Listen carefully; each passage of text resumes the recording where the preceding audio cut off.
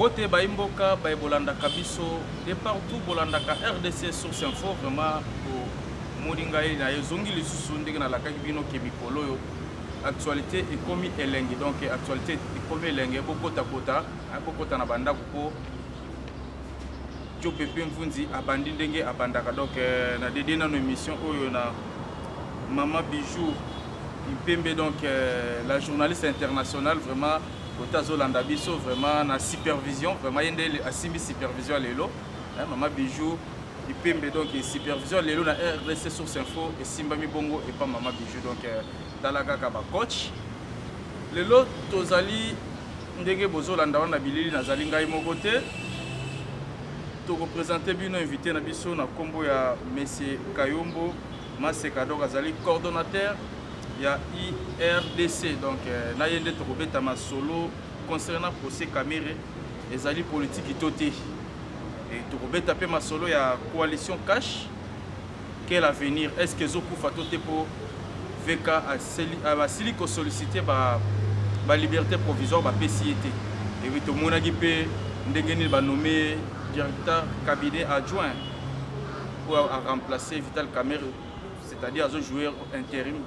De éviter les façons de carter caméra, donc tu rebettes ma solo, tu as un dossier, tu l'as dit que tu as besoin de mususu, tu as monnaie pour combien côté na carte cash, INC na IDPS, côté mususu avec que non, tu as IDPS batanga donc tu rebettes ma solo, on va illettré, na illettré batondi na IDPS donc moi namboka kayumbu masé kambote, mbote monsieur journaliste. Et tant que nous avons présenté ma bête, nous avons se présenté pour Bayoka bien. Nous avons combo diffamé combo. Bon, nous avons présenté au nom de Kayumbo Maseka Saint-Christophe, au Mokilnon et Monate Bayoka Kaye. Nous avons coordonnateur et à l'Union des Tshisekidistes pour la restauration de l'état de droit. Au Congo, ITRDC en cycle, des présentations normales et angouana. Donc, journaliste, lors de la tout ça, la émission publicitaire, juste pour la émission. Il y a des gens qui passent devant la télé, il y a de n'importe quoi, sans les arguments solides pour permettre à Moutou à l'Oba ou pour le peuple congolais. Vous savez qu'il y a un procès, il y a Kamere. Kamere, il est là, vous avez coach. Coach. Kamere aza coach te, aza pe pacificateur te. Un pacificateur a cause de la mutaba détournement et de l'honneur public te. Il y a misolo ya mboka. Un pacificateur, c'est quelqu'un d'abord l'homme de la paix. Mais le lo Kamere a commis mutu ya buzoba na kati ya mboka. Par rapport à quoi? Pourquoi on a boyi le lo que Kamere aza pacificateur te, aza pe coach te. Kamere aza courageux politique. Aza courageux, aza opportuniste. Mais tant que vous êtes là, on a complété que non, Aza détourneur. Mais non, nous sommes visiter Bakati procès. Non, Aza présumé innocent. Non, non, non, Aza innocent. Soit Aza innocent, mais il va accorder liberté provisoire. Tout ça, le droit. Je suis licencié en droit. Nayebi on azolo. Expliquez-moi son nom. Bon, au monde na kati. Na dero landela qui procès nyoso. Procès ndenge to landeli, kamera na muta lukuta. Alobi ke ayebi mundele wana te. Mais mundele wana ba preuve ne ba photo na kata ndaku. Naleki ya kamere nyoso zo sala matozomo. Vous savez le lo to moni ba photo mususu po riboke ba na réseaux sociaux ba montage. Non non non, eza montage. Ba photo mususu ba tie fayulu. Montage. Ngara za ba photo mususu na moni place mususu ba tie fayulu, place mususu ba tie. Non non non non. Ko Moïse Katumbi. Ko sa mutu mususu mais. Donc il faut toquer ba quand même na ba photo saka ba makamu mususu mususu eza réalité. Bon, si qu'on a na kata ndaku wana photo ya mide kenda ko sala nini bazalaki. Photo ya mis des alaki na katala. O menga na oseka peuple congolais, batebele bazolo ba caméra coaché, caméra coaché. Coaché na nenga muibi. Non, coaché na nenga détournement ya mboka. Non. Alors, na moment ndeki totelemi awa, caméra aza opportuniste. Azalaki na ndeko Kabila, webi non? Azalaki na ndeko Kabila, après na opposition. Batebele ba boulé que caméra aza na opposition. Mais caméra na opposition te. Caméra azande caméléon politique. Kamere ngana yebele la combo ya Maradona. Webi Maradona. Combo to yebele la pepe rebande ko benga Maradona. C'est quelqu'un abandé ko jouer rôle moko hypocrisie. Donc alia yo azo sala yo. Mais ba succès wana po za courage. mais aza courageux, c'est pour cela ozomona azosala biloko wana omoni soki ndeko Félix abengaki Vital Kamerhe bakende accord pour retirer signature parce que moi na mboka Félix c'est quelqu'un aza visionnaire oyebi Félix aza mutu oyo aye pour la mabondeli ya peuple congolais. Aïe. Donc Félix Tshisekedi a sa réponse. Maman GG Chama, papa GG, papa Félix Chama, donc Bolanda, Bino Batubotuna Inga affaire Kamerhe, hein, tu as mis mon corps juriste congolais. Donc après ça peut ma bande zone. Vous savez c'est quoi? Ndeko Félix, vous savez que Félix a la réponse. Il y a peuple congolais à Sengakita ya kolela ya 18 ans. Oyebi batu bakufi ebele gouvernement zalaki ya chance eloko pamba. Maintenant lelo oyo nzamba atali siko ke po mboka komi ya kokufa fa bimisa molobeli ndaye ko bimisa suko mwana mboka Félix Tshisekedi comme réponse ya congolais na ba prière oyo ya senga wana si to loba ngo mingi batebele ba yebi procès ezali politique total non procès à politique c'est procès à réel du fait que nga lelo nazo loba Saint Christophe batebele ba yebi ngai te lelo bazo mona ngai na moment ne totelemi awa na bona linga kolobate parce que na loba ki avant na koloba fola la delana buzoba nyonso ti ekomi na suka parce que procès Kamerhe eza na buzoba ndeko Félix apesi opportunité na Vital Kamerhe eza pasi omona un président oyo aza na ambition politique oyo pe azali président parti politique boke tie directeur du cabinet ya président de la République eza non mabe na ndenge nini expliquer biso eza non mabe par rapport à quoi mabe na sens nini omoni lelo oyo soko tali bien na cabinet chef de l'état ya Kamerhe bato batondaki mingi eza bata INC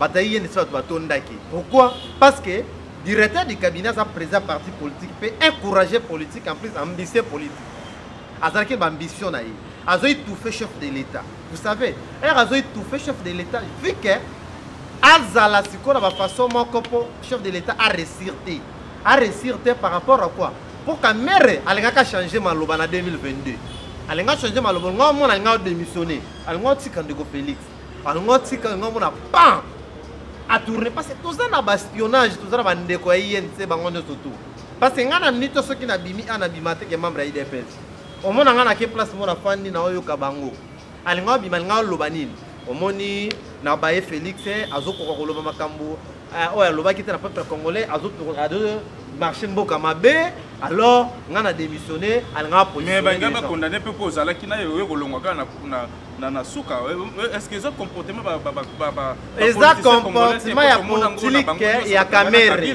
hein bande konyoso wana batavana Kabila Moïse Katumbi bande konabiso bande ko ya G7 batona nyoso mais à la veille kaka po bakumbo ba kokoma bopoza est-ce que comportement wana bon eza na comportement eza réditeur eza comportement ya politique congolaise ndenge zo fonctionner mais moi na mboka Félix a ko changer rythme vous savez to komi na rythme asika lelo la directeur du cabinet ya chef de l'état zalaki roi na mboka oyo jamais un directeur du cabinet chef de l'état akangama na boloko mais lelo to moni vraiment ndeko Vital Kamerhe directeur du cabinet pas des ministres, mais le président de la République, à Kangami.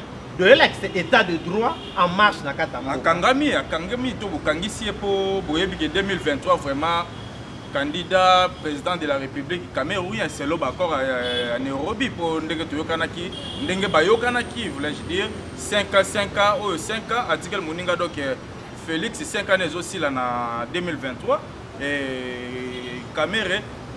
Il y a la bongo dauphin ya cash mais bino bandi ko sentir déjà moi nungu wana bandi ko banda ko menacer na web c'est le prison pour accord à Nairobi ngana yo tozala ki témoin té mais tozana na ba rumeur tozana rumeur politique tozana na analyse politique peut on a compréhension politique tozolanda alors na moment ndenge zawana ndeko basala ki coalition na Nairobi pour bakende ensemble ceux qui ont une majorité parlementaire nga la président de la République yoza premier ministre mais ça qui permettait quitter que la coalition wana Nairobi accord wana et permettre Vital Kamerhe ça la biso bazo sala oui bien ça ba biso bebele pas 15 millions ba biloko belé président de la République saute mouton bazolia yango kaka na Noël awa obi chef de l'état sala ki buzo bana kuta lobaki yango abike eza cadeau monene to kopesa bino na Noël parce que alanda ki maloba o Vital Caméra asiraki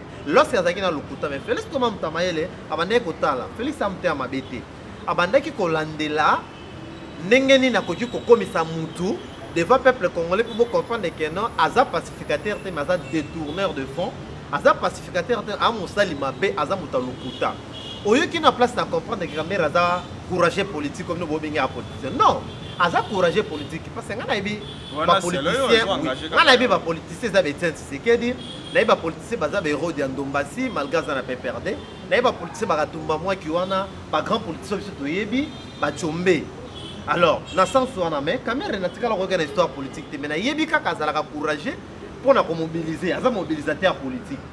À ce mobilisateur politique, à mobilisaka, enfin que va rendre service à l'idéologie. C'est l'oyon qui est un politicien. Tant qui est un politicien. Bon, politicien, oyo, azo servir ma norme politique. Aux Hollanda. Ezangi Caméra. Caméra non kotangi langa Caméra était ka politicien.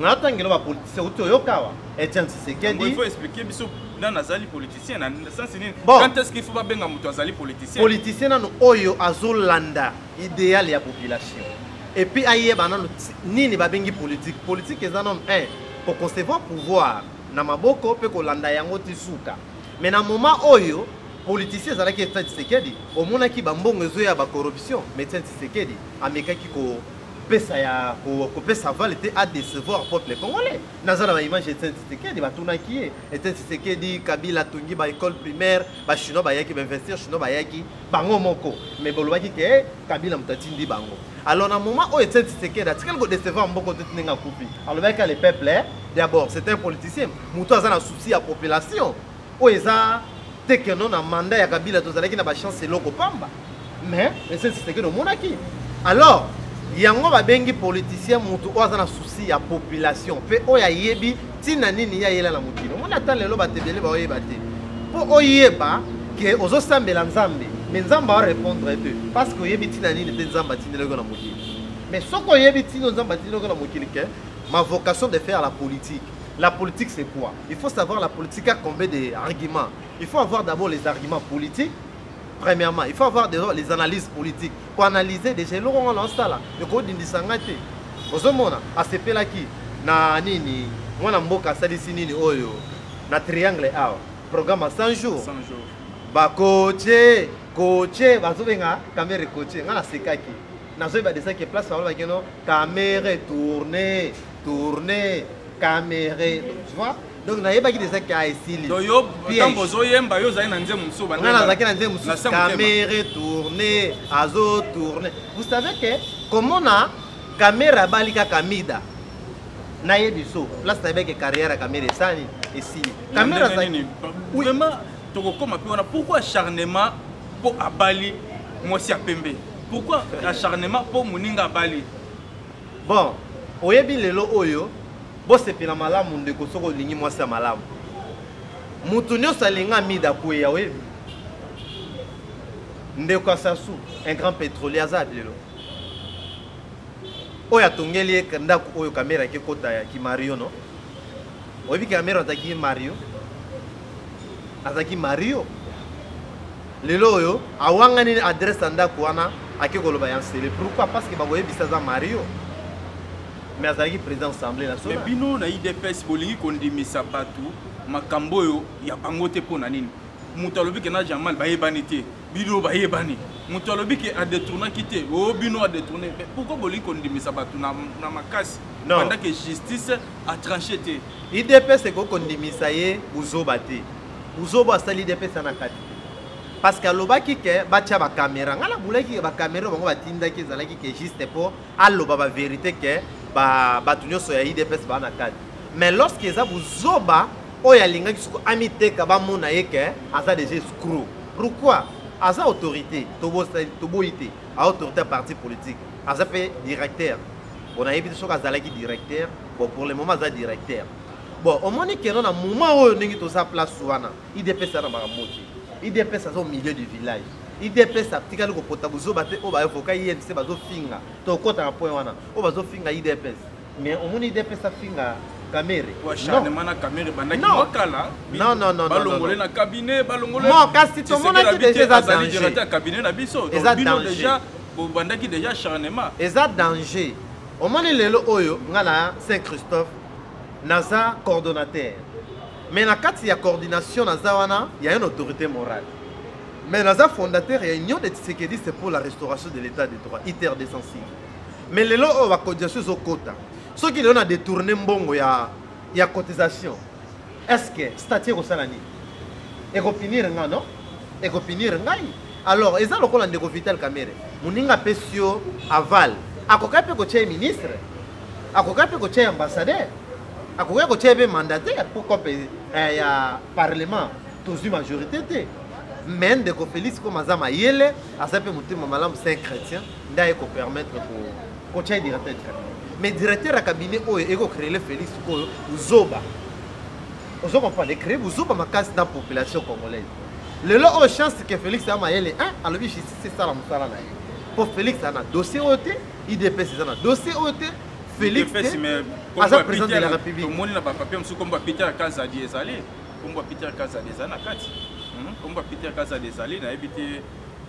Bon, wana na kokota na kati mudindote. Eza makambo ya parti mais ngana yebi non IDPS azana kata buzoba makambo parce que Peter Kazadi c'est conseiller de Kaima avocat mais na tikali koyoka na buzoba ote mais pas ça na kati ceux qui va superviseur ceux qui non wana la boyi yango bon ceux qui eza bongo ba convoquer Peter Kazadi il est censé ignorer la loi congolaise alors eza constitution ceux qui Peter Kazadi na makambo wana ba kobenga ye mais ngana boyi yango vient en aïe bambote belé Peter Kaza de place aux avions na linga makaz alors babuzo na kata zate azana kata buzo banata il faut tout ba clair Peter Kaza na buzo banazate soki ba lo ba ke Peter Kaza atanga ye kombo toyoki Peter Kaza pas que c'est comparaître la justice nazana mitune belé batu batuna ngai balobi ndenge banomé irkab a iwana est-ce que ce qui est s'avérer que Kamere va quitter est-ce que Mibeko tout un droit pour ce directeur et cabinet titulaire poste no azalaki bon andimite ke Kamere a kobima a démissionné pété pour Kamere soka bimi peuple congolais otomboka makasi loba zongi simbongo bakangi ba bien nyoso tout nde ça va abimi mais ceux qui pena que tosali buzo aza innocent te papa ceux qui aza innocent mbele ba rejeter qui demande la mise en liberté na yete loe lobi boye mutuno ça na temps ya kobima na liberté provisoire akende kopema mais ezana bakamu sur liberté provisoire tout le monde a liberté provisoire ba Franck Diongo tozonga histoire bazwa ba liberté provisoire te tout le monde a liberté OK tozana état de droit to ba muyambo tozana état de droit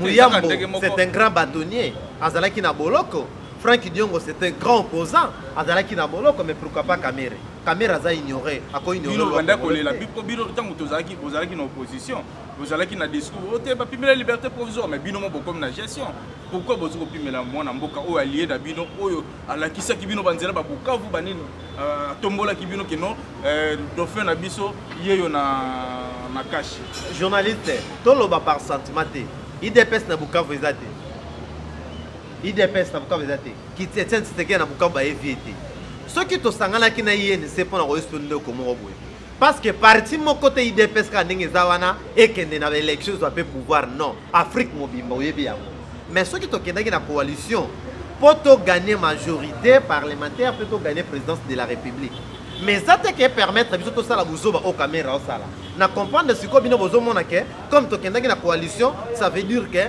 buzoba no sala ki ale Félix abenga na makala ke bo misaka Félix nani Kamere non parce que Félix a président au premier état de droit oui bien oui la partie on va prendre état de droit le peuple d'abord mais jamais que la minute où on Félix a fait dans le justice est ça là azamu konzamboka akolo bana minute que dibo misa Félix nani Kamere pas ko bimisa mais si ko Félix pas autant nana pesa que pouvoir pour population si ko Félix a dit on a su ça mabina population wana ezate ya ngone sengi que non justice c'est ça la musala na yi Félix yaza kuna IDPS c'est ça kuna et ça na procès hôtel IDPS est fundi Kamere te IDPS et tindité que justice congolaise est condamné Camère. Non, IDPS total à l'ango.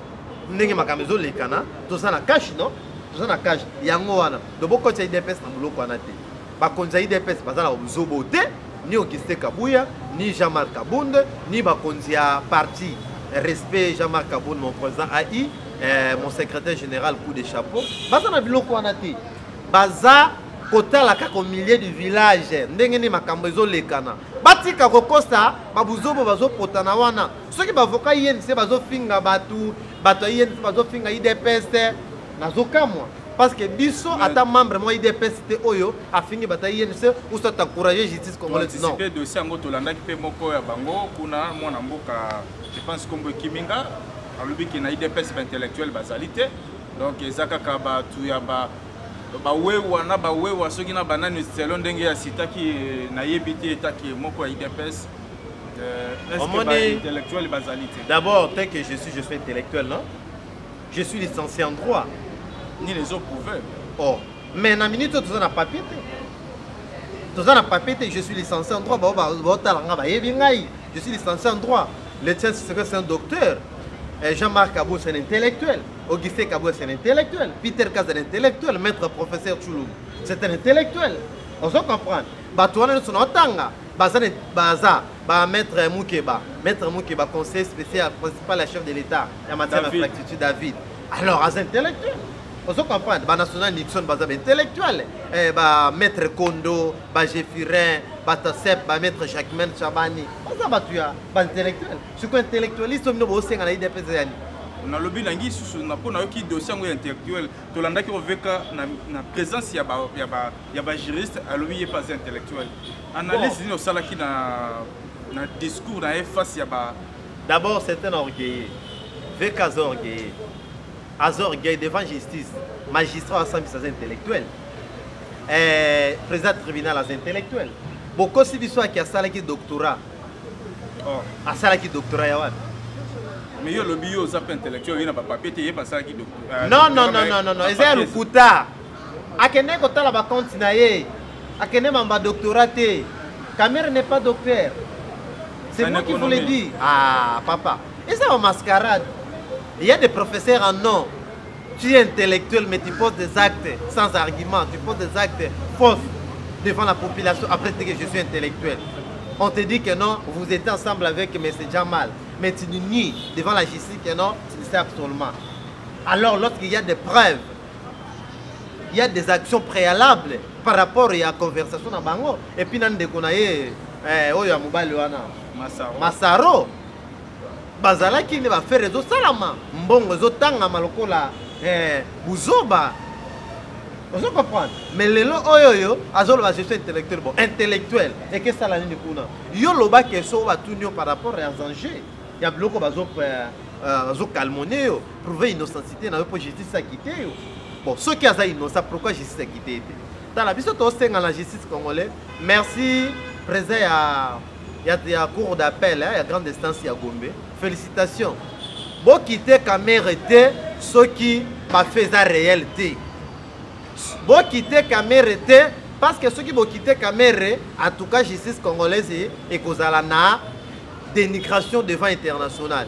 Alors bon ça la caméra le bas coach ala qui s'appelle qui coach la justice yo zolo boza coach pourquoi justice condamné un grand coach a ko rouler kasi yango ba kino ba jeu de mots na bino ba gesticulation de mots non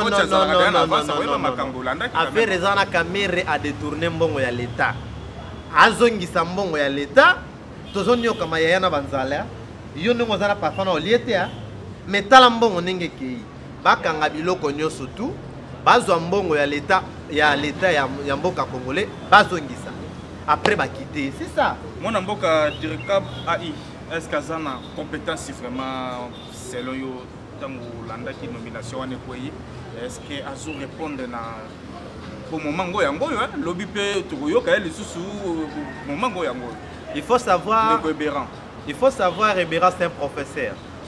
Ebera c'est un professeur en droit. Ebera c'est quelqu'un, c'est un professeur en droit. Attention. Non, Ebera Aza Mayele. Ebera Aza crédible. Ebera aza mutu oyo aza na maboko poelele. Non.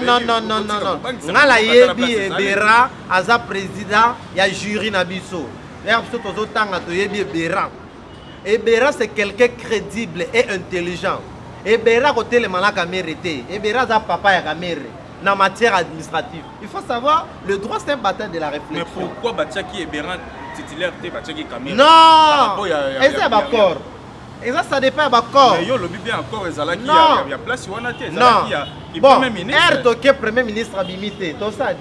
Ba ko tia yo na crédibilité na ye étant que mutu azo engagé coalition cash IDPS INC. Ba ko tia na place ni. Ba tia directeur du cabinet adjoint. Non. Wana ezako bebisa makambo. Félix aza bouliste. Félix aza intelligent. Aza papa Boboto. C'est un grand président de la République. Oh, en Afrique, tu as le président Boité. Na commissaire pour na IDPS. Félix Tshisekedi c'est coup de chapeau ou mela. Et puis na pesi mbote na maman Marthe ya kozwa temps ya ko éduquer moi na mobile lokola Félix Tshisekedi. C'est un grand président. Atala qui déjà que non to jouer dans la majorité parlementaire.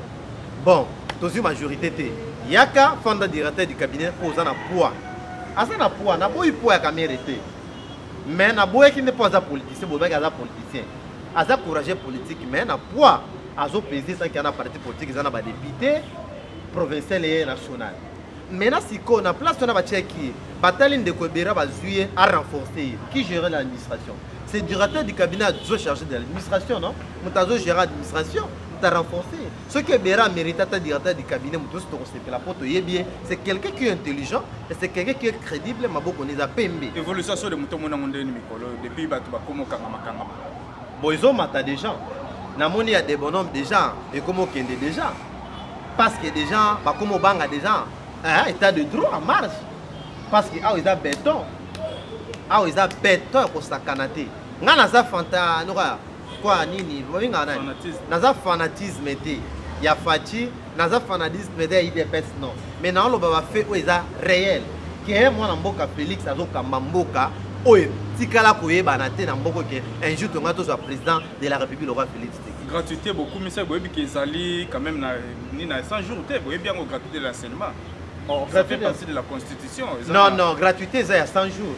En promettant que Kabila zaki na gratuité d'enseignement. Gratuité d'enseignement. Non, et ça na kata 100 jours.